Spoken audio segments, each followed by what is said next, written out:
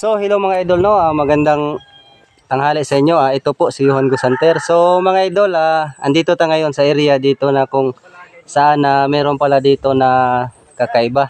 Merong kakaiba dito na merong dito na tatlong cross kasi sayang daw to dati. Itong ano na to kaya nilagay daw to dito na cross dito sa isang lugar na to. So andito tayo ngayon sa Puting Bato mga idol sa Purok Size, located pa rin to sa Agusan del Sur. So ayun mga idol no, tara na, samahan nyo kami ngayon sa adventure natin ngayong umaga.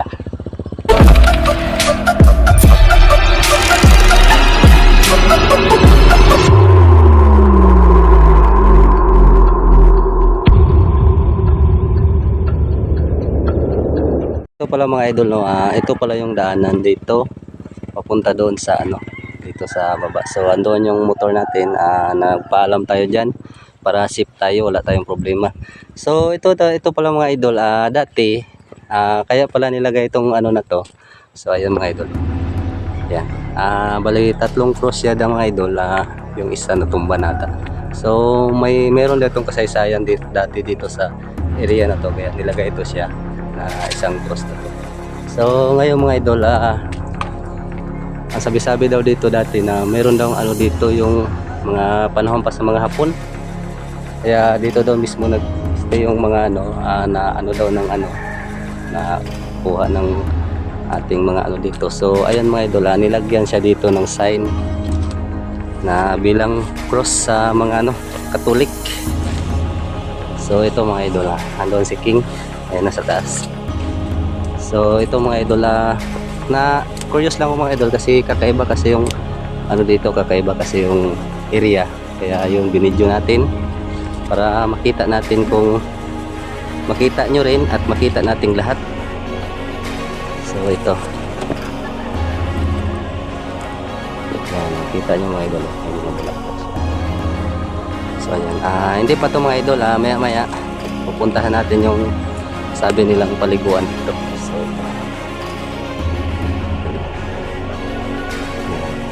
dalawa yan mga idol, dalawa. So tatlo yan siya mga idol, kasi yung isa yan natumba na yung isa. So si John Force Gas TV, si King andon, yan yung kasama natin ngayon mga idol. So ayan, kita nyo naman yung baba mga idol, napaka peaceful mga idol, napakaganda ng lugar na to.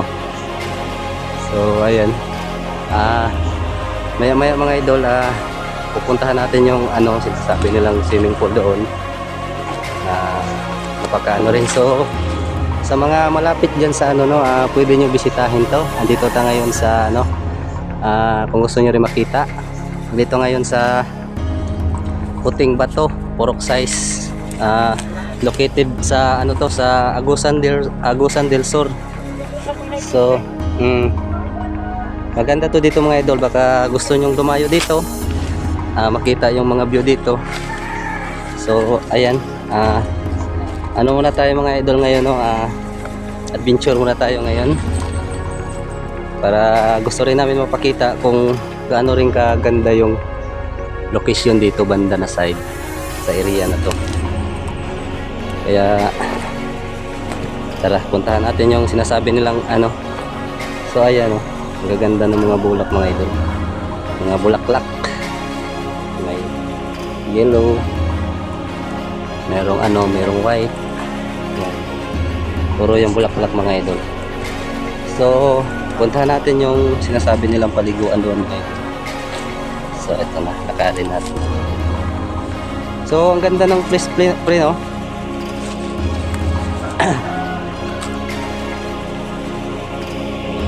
Ayan. So napaka kita niyo yung course na yun. So napakaganda na, niya. So ito mga idol, merong upuan dito. Kung gusto nyo magtambay-tambay, standby, pwede kayo umupo dito. Pero sa gawang lang ito mga idol, gawang kahoy. Pero okay naman ito, matibay naman ito. Hindi naman mahal. Ayan. So totally mga idol, hindi naman talaga ito ang daanan. Dito lang kami dumaan kasi galing kami doon sa taas. So ito talaga yung mismo yung daanan talaga.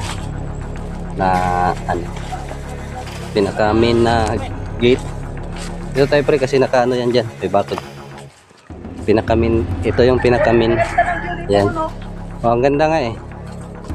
So ito muna mga idol ang ano natin ngayon. No? Yan. So ayan oh. May entrance pre entrance Pesia Saldor 40, children 30, sa cottage 20. So yung ay 200. So yung cottage ibig sabihin doon yun sa paliguan na pupuntahan natin ngayon. So ito mismo mga idol, kung nakita nyo to, yan. Mga kasaysayan ng mga mga idol sa Bible, yan sa mga sinaunang tao. At andito pa si si Prof. Francis dito. So ayan. Ayan mga idol oh. So ayan, kita nyo naman kung gaano napakasagrado nitong lugar na to mga idol, kaya yun nilagyan ng cross doon.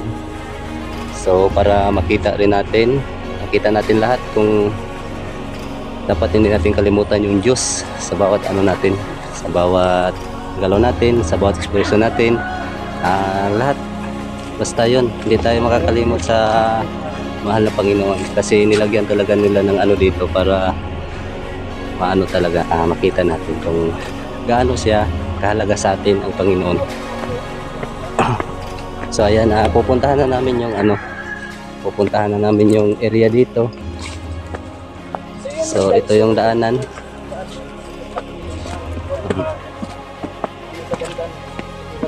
So ayan si King.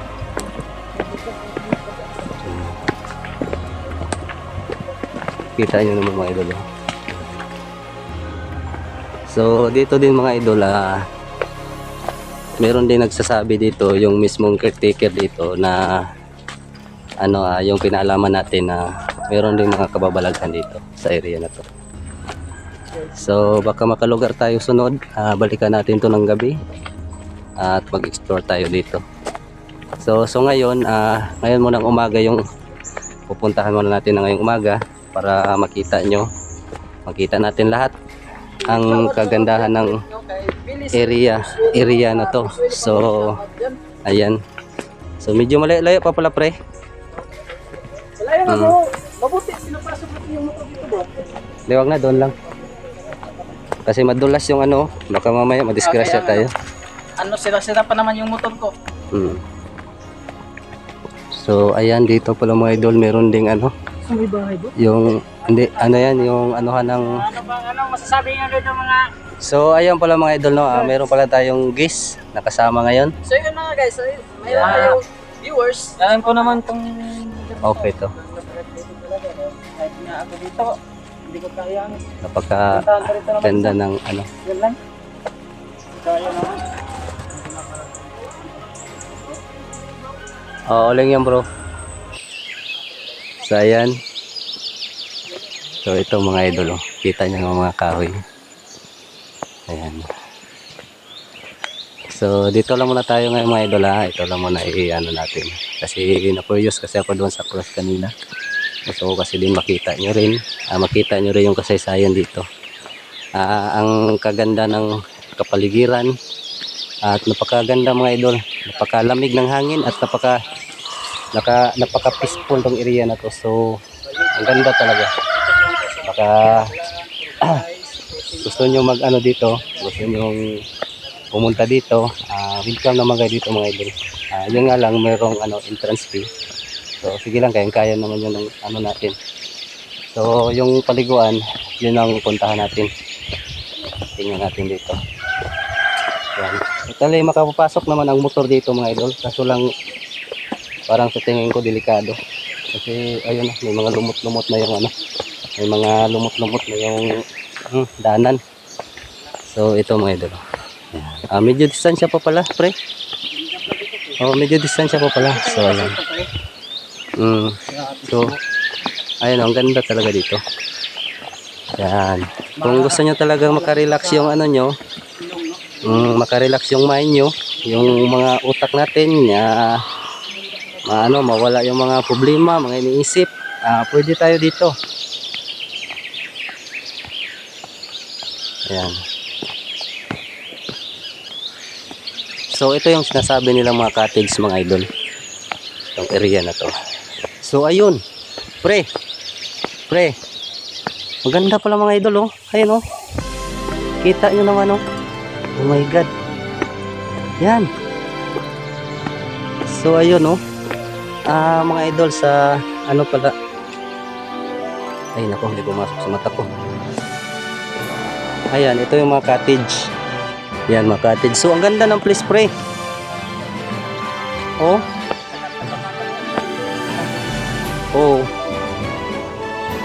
Oh. Kasi ayun nga mga idol oh. Ayan. Kita nyo naman. So napakaganda talaga mga idol. Ang ganda siya ng umaga. Kaso pagkagabi, sigurado I'm sure meron tayong mga makikita dito na mga elemento. Oo, gandahan. So ayun oh. Ayun mga cottage oh. Oh my god. So maganda. So may bahay dito. Ay ito may bahay nga oh. Ayun. Bahay yan? O ano lang? Pasyalan lang yan pre? Cottage din? Paliguan din yan? Ayan. So dito muna tayo. So ito mga hagdan, magdandahan tayo. So ayun oh. Kita nyo mga idol oh. Oh my god. Tapos teka, puntahan natin yung ano, kulapit. So makita nyo doon yung mga view. Ay makita nyo yung mga view mga idol habang naliligo. Naliligo kayo dito. Yan. So kung gusto rin nyo ng cottage, meron din cottage. Maganda rin siya kasi ano, tahimik lang siya. Peaceful siya. Walang ano, yung sinasabi dito na kahit paano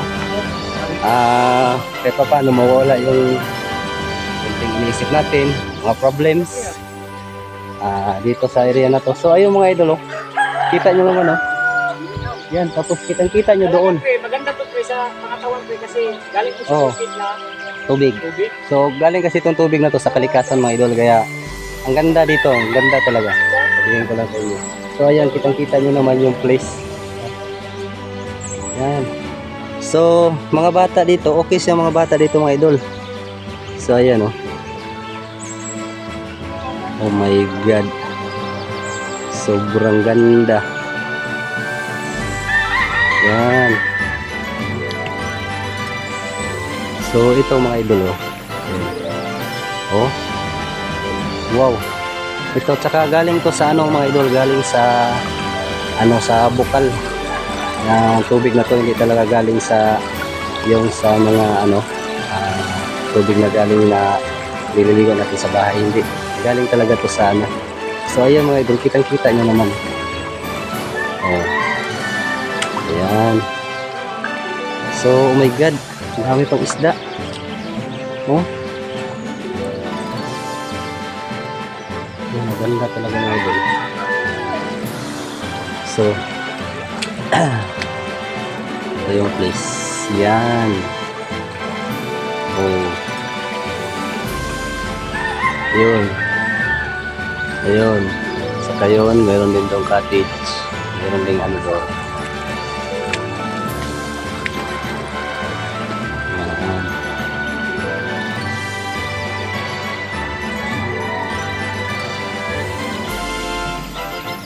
So ito. Oh my god. Ayan. Ayan mga idol. Ayan, malinis siya. Malinis. Kaso wala lang naliligo ngayon kasi ano na, pasokan na. So minsan marami din naliligo daw dito.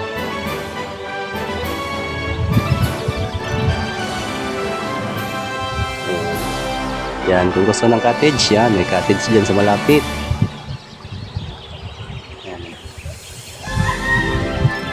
So totally mga idol, no, meron ding malalim. Ito malalim to na party.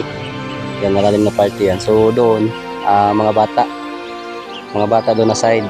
Diyan. So dito, malalim na tong party na to. Yan. Yan. Malalim na to dito. So ang sarap magbaba dito mga idol. Yan. Tapos yung tubig niya, ano lang talaga, umaano din siya. So malinis talaga si mga idol kasi yung tubig hindi siya stuck. Hindi siya stuck, no. So ayan, no. Ayun, no. Magano talaga siya na lumalabas yung tubig niya. So ito, hindi talaga sabihin na madumi to. Kasi oh, tubig kita nyo naman oh. Yan. Pumapasok siya doon, tapos lumalabas din siya dito. So ayan. So ito, kita nyo yan ano. Yan.